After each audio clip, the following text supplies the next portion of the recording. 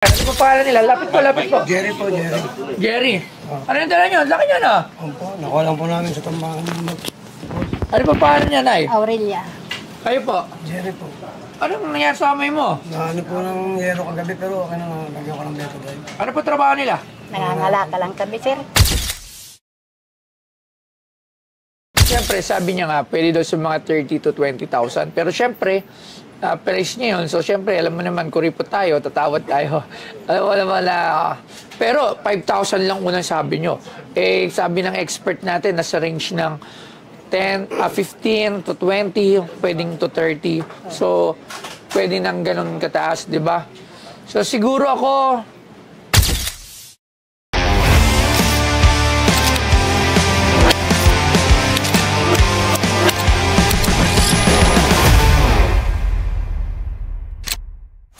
pasok! Next! May bago tayong star, oh, Claire! Saan nakabukas na ba? Ano to? Ay, magandang hapon po. Oh, ano yan? Magandang hapon po, Nay. Pasok po, lapit po kayo dito. Ano po yan? Ano po pangalan nila? Lapit po. Jerry po, Jerry. Jerry. Ano yung dala nyo? Laki niya na. Opo, nakuha lang po namin sa tambahan. Ano po pangalan niya, Nay? Aurelia. Kayo po. Jerry po. Anong nangyari sa amay mo? Naano po ng yero kagabi pero okay na lagyan ko ng beto dahil. Ano po trabaho nila? Nangangalaka lang kami, sir. Nangangalakal. Ano yung dala nyo?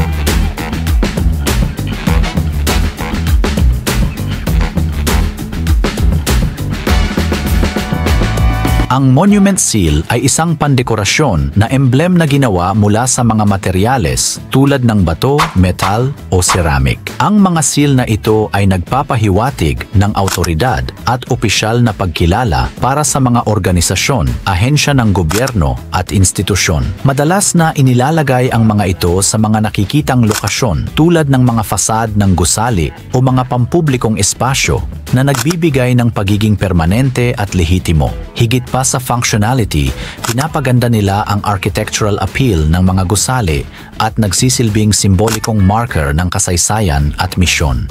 Ang seller ay nagdala ng Monument Seal at ito ang ibinibenta niya sa Pinoy Pawn Stars. Bato. Ano yan? Bato! Oh, Bawal ang bato, ah. Ha? bato, sir. Tingnan ko nga. Na may halaga. Batong may halaga. Oo. Paano nyo nalamang may halaga? Ano ba yan? May ano po yun. Antigo. Philippine Charity Sweepstakes. O, PCSO, tropa ko. Kaibigan natin yan. Mga mababait na sila. Construction with Sweepstake Funds. Sino na ko ito? May ipis. May ano parang ipis, oh. Hindi na nabras ng maayos. Uy, mabigat, oh. Wow. Saan nyo naman nakuha yan? Sa pangangalakal, boss. Katambakan. Magkano nyo naman yan binibenta? Alam mo ba na ang CK Teco ay kinikilala na isa sa pinakamagaling pagdating sa biometric recognition technology sa buong mundo. Ang kanilang mga cutting-edge solution at may kasamang smart entrance management, identity authentication, at innovative office automation. Nakasalukuyang ginagamit sa mga public services, business at iba pa sa buong Pilipinas.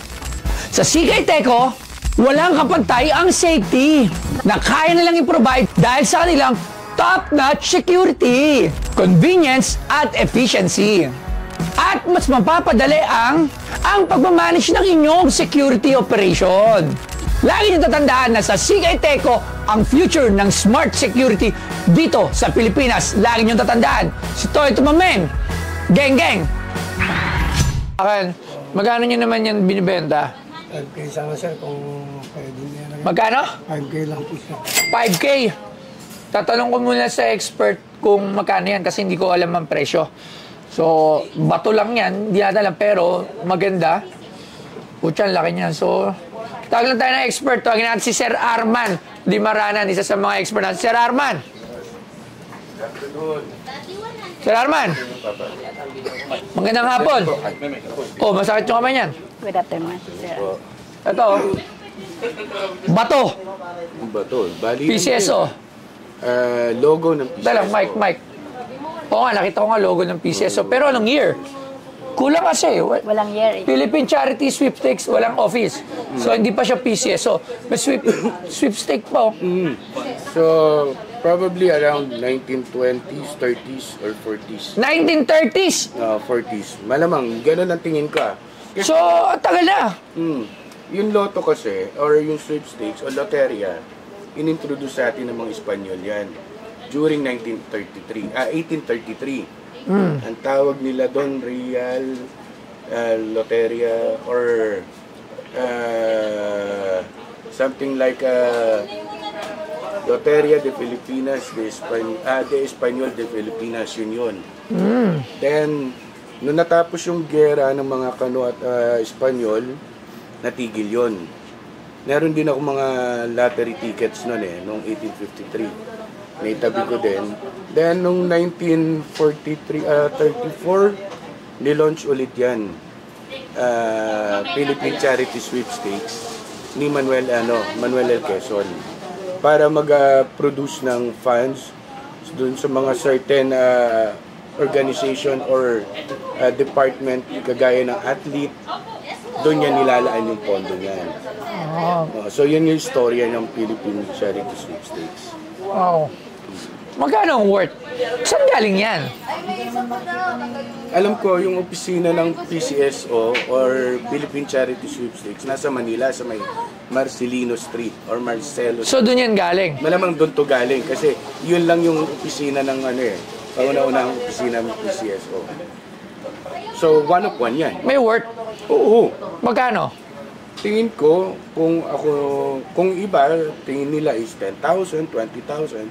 Kung one of one yan, tapos collector ako at gusto ko makuha yan, well, probably I'll offer it the highest price, like 30,000.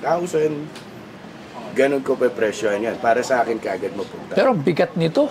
Sobra. Okay ba ito pan-display? Oo naman. Actually, wala kang makikita kasi nag-iisa yan. Wow. Okay, maraming salamat, Sir Arman. Thank you very much. Ate, lapit po kayo. Magkano niya yung binibenta kanina? 5K. 5K. Barya lang sa sinabi niya.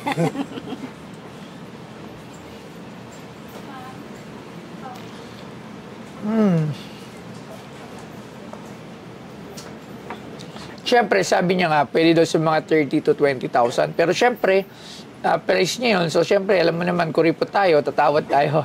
Alam mo naman na, pero 5,000 lang unang sabi nyo. Eh, sabi ng expert natin, nasa range ng 15 to 20, pwedeng to 30. So, pwede nang ganun kataas, di ba? So, siguro ako,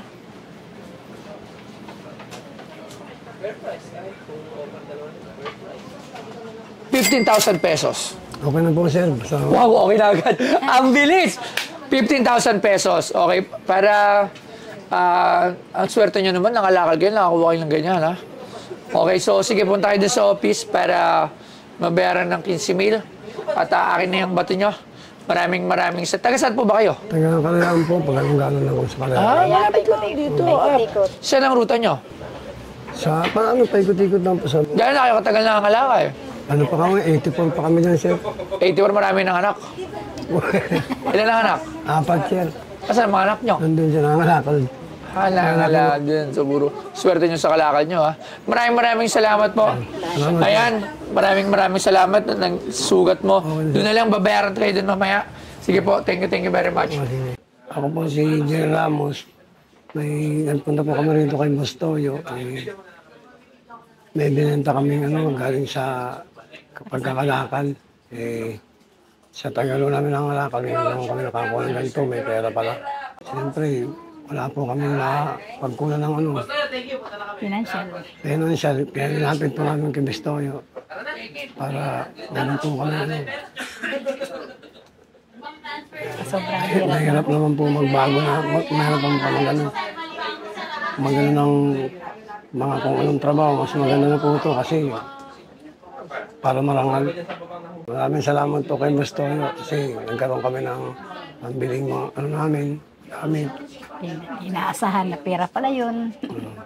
Na nakuha namin bato. Kaya maraming salamat kay Boss Toyo.